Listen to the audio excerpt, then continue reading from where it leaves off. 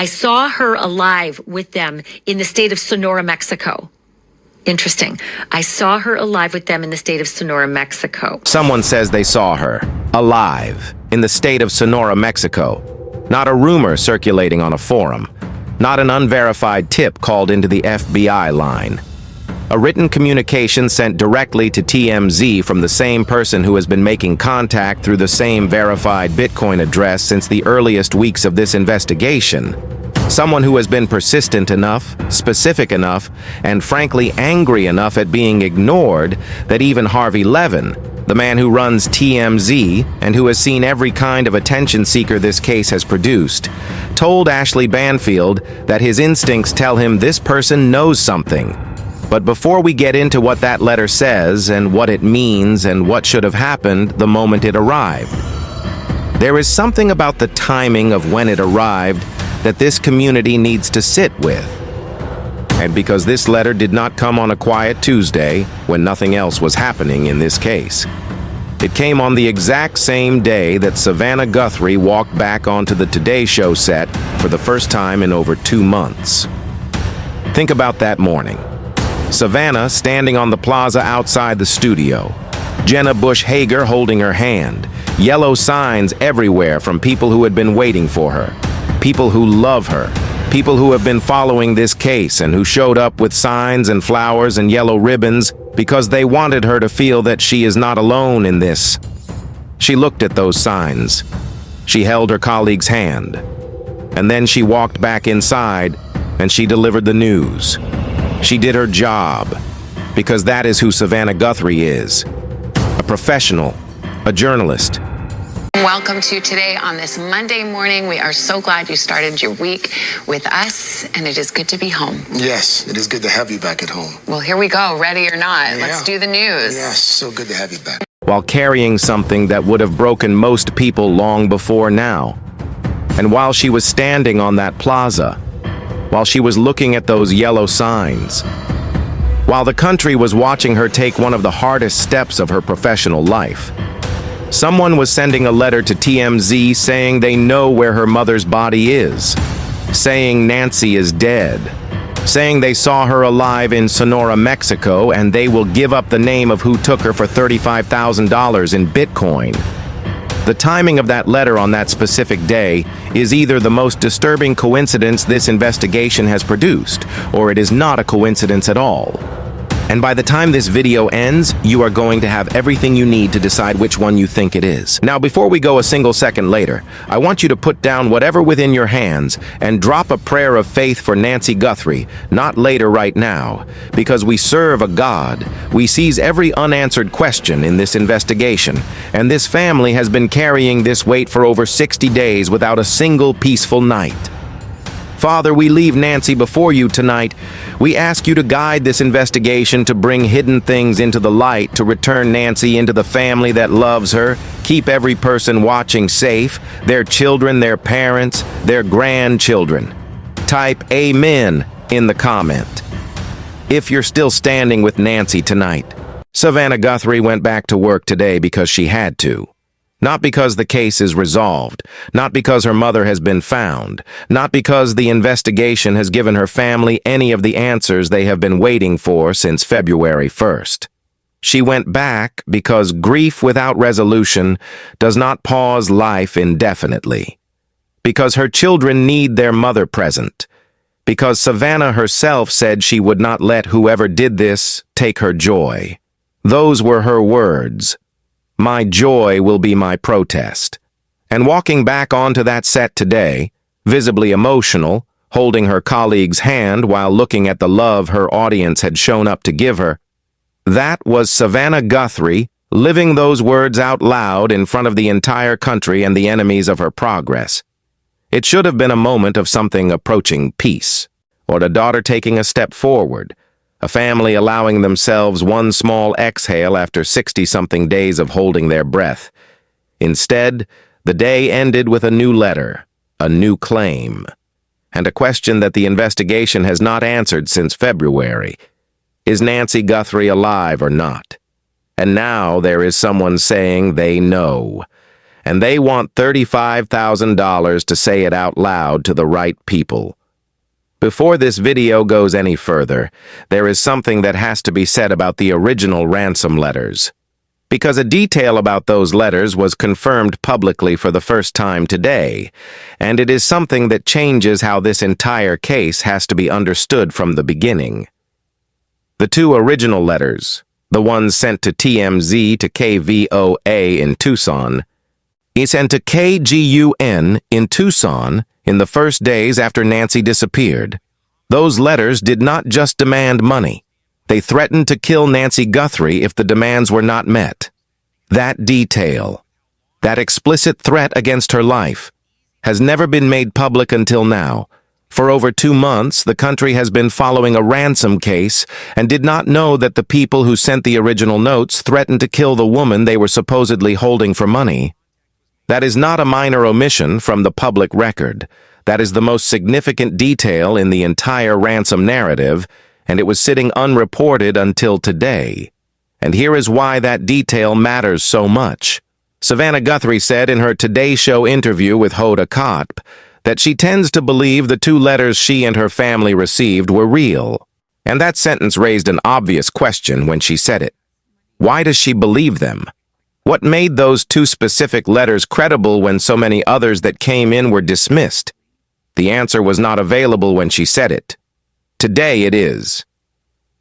The FBI told TMZ that they also believe those 2 original letters came from the actual kidnappers, not from attention seekers, not from people attempting to exploit a missing person case for money, from the people who actually took Nancy Guthrie. The FBI confirmed it to TMZ directly. And that confirmation is what Savannah was reflecting when she said she tends to believe those 2 letters are real. She did not guess. She was guided to that belief by the same information the FBI gave to TMZ. So let that settle for a moment. The FBI believes the 2 original ransom letters are real. Those letters demanded Bitcoin. Those letters threatened to kill Nancy Guthrie. And those letters went silent after the deadlines passed without payment and without any contact from the family or law enforcement in response. The people who wrote them sent demands, set deadlines, and then went quiet. And now, over 2 months later, someone who may or may not be connected to those same people is back in the TMZ inbox saying Nancy is dead and they know where she is.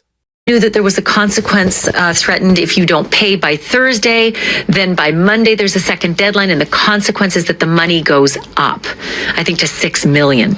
But we never heard that the other consequence was that they threatened to kill Nancy Guthrie. And then, of course, after those 2 letters, they went silent, and we never heard anything afterwards, and they didn't give a mode of communication to the FBI, to the police, to TMZ, to KVOA in Tucson, to KGUN in Tucson, and incidentally, KGUN, also called KGUN, they received a second letter from these same people.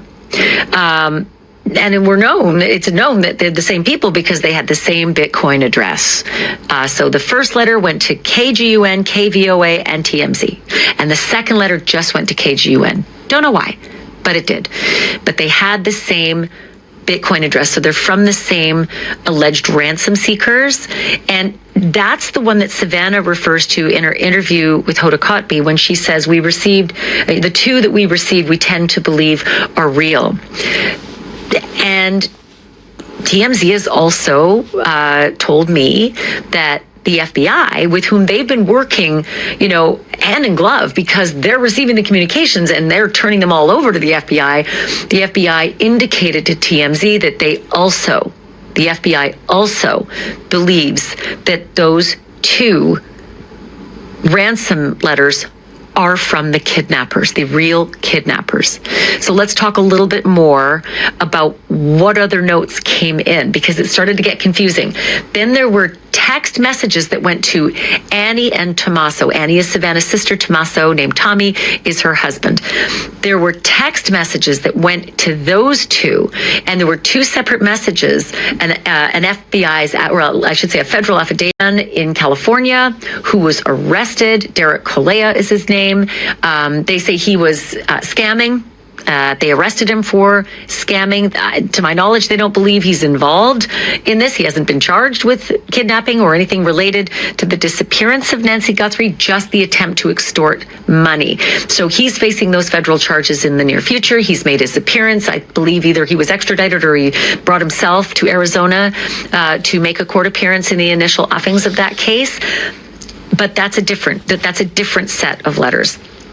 And then come the third set of letters. And these are the letters from somebody who has reached out repeatedly, a half dozen times to TMZ to say, I'm not the kidnapper, but I know who they are, using the words they every time there's a reference, whether it's they in the singular, as some people use, or they in the plural, we don't know. But I know who they are. And for one Bitcoin, I'm willing to turn that information and, quote, hand them over on a silver platter. Those emails went into TMZ early on as well, okay? Many thought that they were phony. Not necessarily TMZ, though. The information started with time is of the essence. And then suddenly, just within a day, I think, time is no longer of the essence. And that's important to Harvey Leven, because he said if the sky isn't real, why would he downgrade the importance of his information or the fact that he could deliver either alive or dead Nancy Guthrie? Either one, there's value there. Why would he diminish that himself if he didn't know for sure? That's the gut feeling of Harvey. And you're going to hear from Harvey Leven in just a moment, and he's going to tell you everything about what they went through at TMZ today. But I do want to read for you. So I didn't make Harvey read on camera. I'm going to read for you their communication. That this person said, Nancy is not alive. She is dead. That's what TMZ says. But he's still willing to turn these people in. And so Harvey Leven and Charles Ladibaudiere did their TMZ lives telling the news that they had received this email communication from this same person who they've received each time, because it's the same Bitcoin address each time. So the half dozen communications about, I know who the kidnappers are and I'm willing to turn them in, is always from the same person with the same Bitcoin account. But after they did their live broadcast, they got another email from him, her, whoever. They got another email after their live address. And this one is more specific. They said, in the second letter, quote, I saw her alive with them in the state of Sonora, Mexico. Interesting. I saw her alive with them in the state of Sonora, Mexico.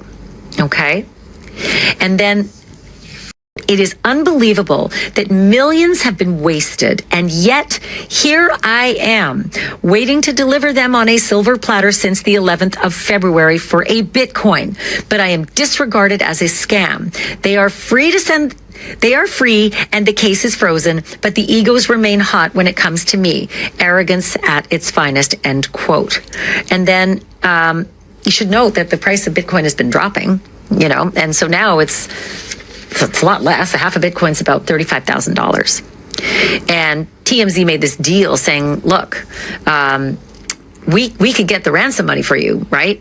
You tell us the information, we tell the FBI, therefore there's a record that you're part of it, because the guy didn't believe he was going to get the ransom money, but we still can't figure out why he wouldn't go for the $1.2 million instead of the, half a Bitcoin's $35,000. Maybe if you get the full Bitcoin upon the arrest, it's only like $70,000 compared to $1.2 million in ransom money. So this isn't rather in reward money. Now to the anonymous source, because this person, whoever they are, has been making contact with TMZ repeatedly since early February. Not once, not twice, half a dozen times. Every communication coming through the same email channel tied to the same Bitcoin wallet address, which means every time TMZ has received a message from this person, Harvey Leven and his team have been able to confirm it is the same individual reaching out again. This is not a rotating cast of opportunists. This is one person who has been trying to get someone to listen to them for over 2 months, and who is now saying that Nancy Guthrie is dead, that they saw her alive in the state of Sonora, Mexico, and that they know the names of the people responsible. At the things this person has said across those communications build a picture that is worth examining carefully.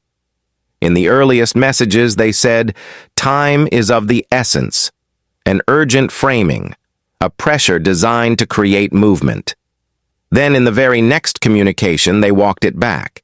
They said time is no longer of the essence. Harvey Leven pointed out that detail specifically and said it stuck with him.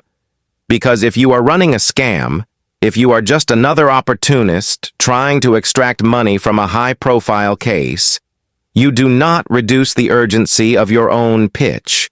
You keep the pressure high. You keep the clock running. You do not tell a potential buyer that what you are selling is less urgent than you said yesterday. You only do that if you actually know something. Not if the urgency shifted because the circumstances around what you know changed. If the reason you no longer need them to move quickly is because the outcome you were trying to prevent has already happened.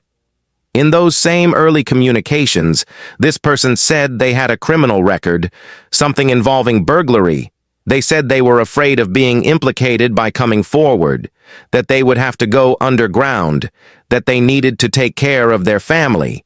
That is why they needed the money. Not greed, they said. Self-preservation. The cost of doing the right thing when the right thing puts you in danger from the people you are naming. That framing, I am not greedy, I am scared, is not the framing of a professional extortionist. Professional extortionists do not explain their motivations, they just demand. On someone who explains their fear and their criminal history and their need to disappear quietly is someone who has thought about what this will cost them. Someone who understands that what they know makes them vulnerable to the same people who have been free for over 2 months, while the case, in their own words, is frozen.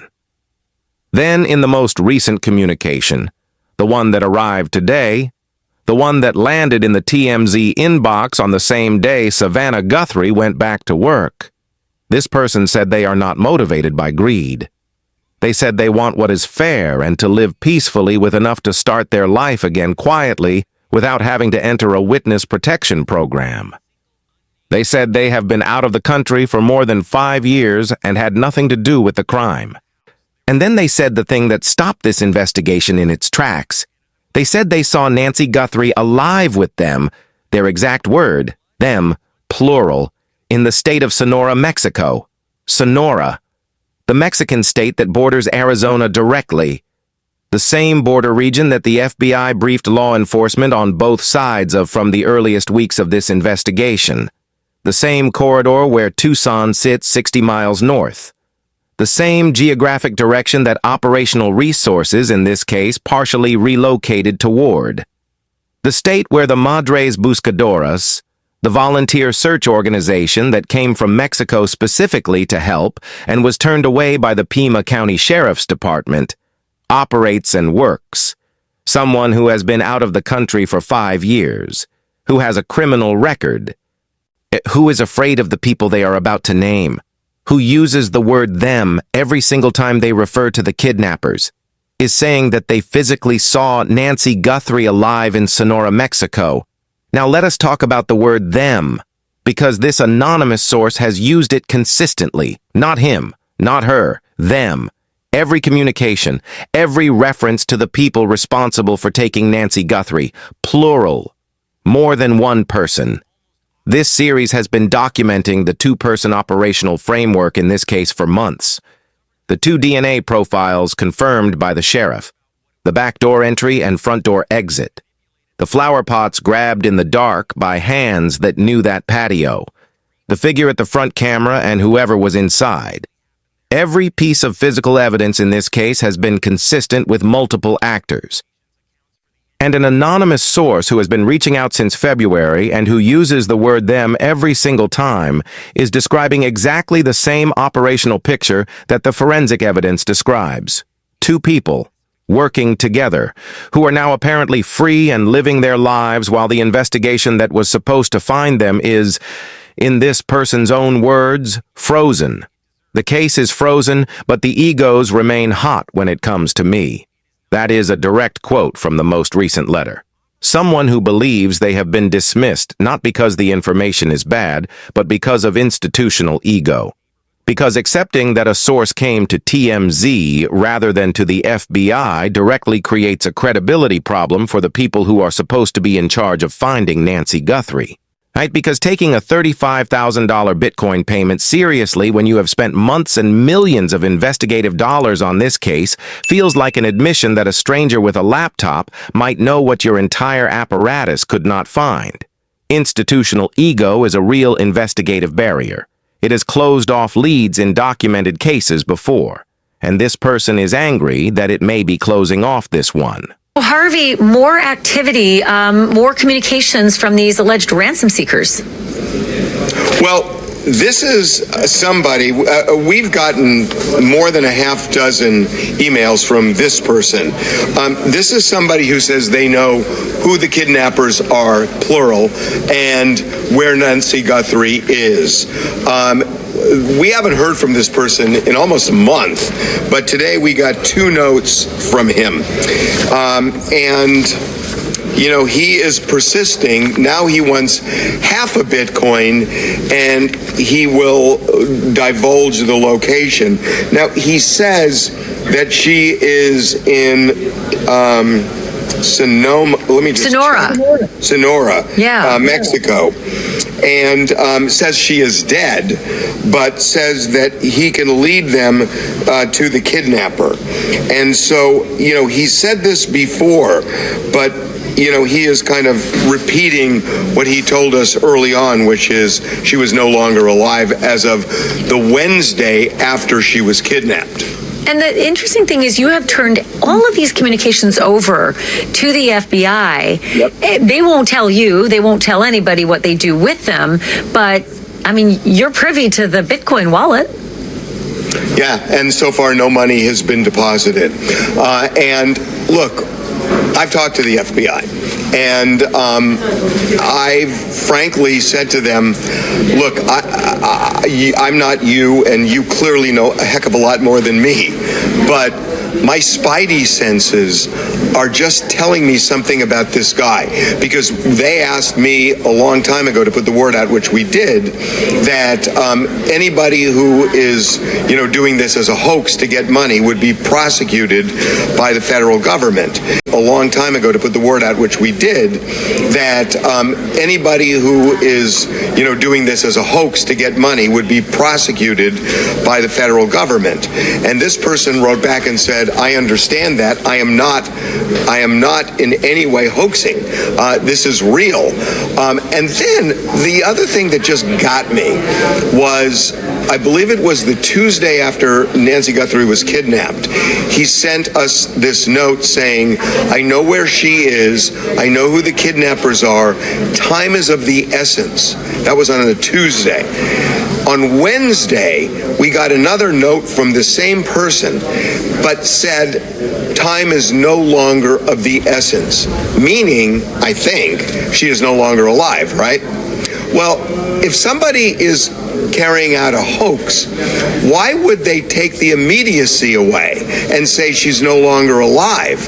That made it feel to me like there's something legit, because why would he take away the incentive to get the money fast? Now we have to talk about TMZ. And this is the part that your community deserves to hear, said directly. Because TMZ has positioned itself throughout this investigation as the primary civilian channel through which communications about Nancy Guthrie's case have flowed. The original ransom notes came to them. The anonymous source has been reaching out to them for over 2 months. The FBI has been working hand in glove with them, their words, going to their offices, spending hours on their servers, trying to track the communications they have been receiving. Harvey Leven has been on air talking about these letters, sharing his instincts, saying publicly that he believes this person may know something. So here is the question. TMZ is a company worth hundreds of millions of dollars. The anonymous source wants half a Bitcoin. And at current prices, that is approximately $35,000. The full Bitcoin upon confirmed arrest of the suspects is approximately $70,000. Total exposure, $70,000, to potentially close the most watched missing person case in recent American history, to potentially find an 84-year-old woman who has been missing for over 2 months, to potentially give a family that cannot grieve their mother back. Why did TMZ not pay it? Harvey Leven himself said on air that they tried to tell the source they could get the reward money, that they tried to act as intermediary, but paying the $35,000 themselves, just taking the financial risk on information that their own founder says his instincts tell him is real, that conversation did not happen publicly, and it should have. Because what is $35,000 to a company that has built its entire brand on being first with information? What is $70,000 compared to the exclusive of being the outlet that helped close the Nancy Guthrie case? What is any amount of money compared to the possibility that an 84-year-old woman could be brought home?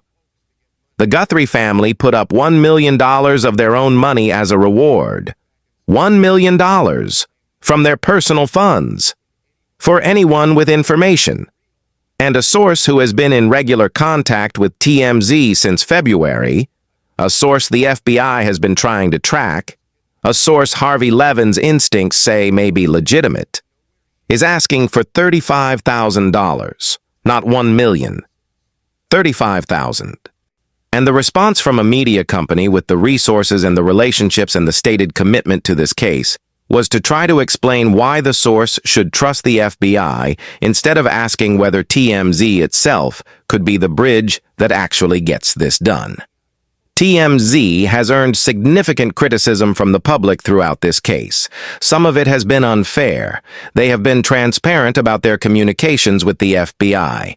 They have turned over everything they received. They have given investigators access to their servers. That is legitimate cooperation, and it deserves acknowledgement. But the audience watching this video has been following this case for months. They have watched a family fall apart on national television. They have watched Savannah Guthrie hold herself together at the Today Show desk and then go home to the not knowing every single night. And the question that your community is entitled to ask out loud is whether the same outlet that has been the primary channel for communications about this case used every resource available to them to pursue the one source who claims to have seen Nancy Guthrie alive. $35,000. That is the number. Whether you love TMZ or have no use for them at all, that number deserves a direct public answer from the people who have been presenting themselves as partners in finding Nancy Guthrie. Now back to what the source actually said, because the most recent letter contains a detail that has to be examined carefully. The source said they saw Nancy alive with them in the state of Sonora, Mexico, a past tense. They saw her alive. Not they know she is there now. They saw her. Which means at some point, at an unspecified time that this source witnessed directly, Nancy Guthrie was alive and in Mexico with the people who took her. And in the same communication, this source also said that Nancy is dead. Those two statements together describe a specific sequence. She was alive at the time they saw her. She is not alive now. Something happened between the sighting and the present. And the source, whoever they are, was close enough to this situation to have witnessed the alive phase and to now know that it has ended. This is not a person who randomly decided to contact TMZ with a made-up story. Thus, this is a person who has provided enough internal consistency across half a dozen communications over 2 months that the FBI dedicated hours of their investigative time to trying to locate them. That is not what you do for people you have completely dismissed. You spend hours on a server farm trying to trace an email because something in what that email contains justifies the effort. The FBI may not be moving as visibly on this source as the public would like. But the record of their engagement with TMZ, the hours, the server access, the sustained attention, tells you that behind the closed doors of the investigation, someone is not entirely dismissing what this person has been saying. And then there is the timing question that this video began with, and that cannot be left unexamined. Today was Savannah Guthrie's first day back on the air. That is public knowledge. It has been anticipated and reported for days. Anyone following this case, anyone who monitors Savannah's public schedule, who tracks the Today Show's announcements, who pays attention to the news cycle around this investigation, knew today was the day she was coming back. And on that specific day, a new communication arrived, claiming her mother is dead and offering to provide the location of her body and the names of the people responsible. Is that a coincidence? It could be. The source has been sending communications periodically since February, and another one was always going to arrive at some point. The timing may be entirely unrelated to Savannah's return. But in an investigation where the forensic record suggests that someone with intimate knowledge of this family's schedule and routines planned this operation down to the specific night, the specific hour, the specific Saturday when Savannah would be traveling for the Olympics. In that context, a communication arriving on the specific day, the country's attention turns back to Savannah Guthrie, is worth at least a moment of pause. Either someone who monitors this family's public schedule and this investigation's news cycle timed their communication deliberately, knowing that a letter arriving on Savannah's first day back would generate maximum attention and maximum pressure on the people who need to respond to it. Or it is a coincidence. Both possibilities deserve serious consideration. And only the investigation, with access to the metadata of that email, the routing information, the geolocation of the device that sent it, can determine which one is true. What this community deserves to understand today is that the investigation into Nancy Guthrie's disappearance is not over. It is not cold. It is not resolved. An 84-year-old woman has been missing for over 2 months. The original ransom letters threatened her life, and the FBI believes they were real. A source who has been in persistent contact with the primary media outlet covering these communications says they witnessed Nancy alive in a Mexican border state and that they know who is responsible. The FBI has been spending investigative time trying to find that source. And the only thing currently standing between that source's information and the people who need to act on it is a $35,000 Bitcoin payment and an institutional credibility problem that nobody has been willing to solve directly. The case may be frozen in the words of the anonymous source, but the evidence is not. The DNA is still being processed. The genetic genealogy is building 2 family trees. The cell tower data is being cross-referenced. And now there is a source, a persistent, angry, specific source who has been making contact since February, saying that Nancy was seen alive in Sonora, Mexico, and that the people who took her are free, and that the case is frozen because the egos are too hot to take a $35,000 leap of faith on information that the FBI's own behavior suggests they are not entirely dismissing. Savannah Guthrie went back to work today. She held Jenna Bush Hager's hand, and she looked at yellow signs, and she delivered the news because that is what she does, and because she refuses to let this break her publicly. But she went home tonight to the same, not knowing she has been living with since February 1st. And somewhere in the state of Sonora, Mexico, or wherever this trail actually leads, there is either an answer to where Nancy is, or there is another layer of this investigation that the public has not yet seen. Someone claims they saw her alive. The FBI has been trying to find them. TMZ has been the bridge between that source and the investigation for over 2 months. And on the day Savannah Guthrie came back to work, a new letter arrived saying the case is frozen, and the person who can unfreeze it wants $35,000 and an acknowledgement that what they know is real. What do you think should happen next? Because this community has been ahead of the official narrative in this case from the beginning. And the question of whether $35,000 is too high a price to pay for the information this source claims to have is one that deserves a direct answer from every institution that has been involved in the search for Nancy Guthrie, including the ones with studios in Los Angeles and servers full of emails that the FBI has been examining for months. Nancy Guthrie is still missing. Her family is still waiting. And today, on the day her daughter took the hardest walk of her professional life back onto a national television stage, someone sent a letter saying they know where she is. That letter deserves to be taken seriously. The question is, who has the courage and the resources to actually do it? Share this video. Not for this channel. For Nancy. Every share puts this case in front of someone who might know something. Every like tells the algorithm this story matters. Every subscriber means the next update reaches people who are paying attention. The suspect in this case is counting on the world moving on. Subscribe, like, share. Because the attention this case keeps is the only pressure that moves an investigation that, in the words of the source closest to the answer, is frozen.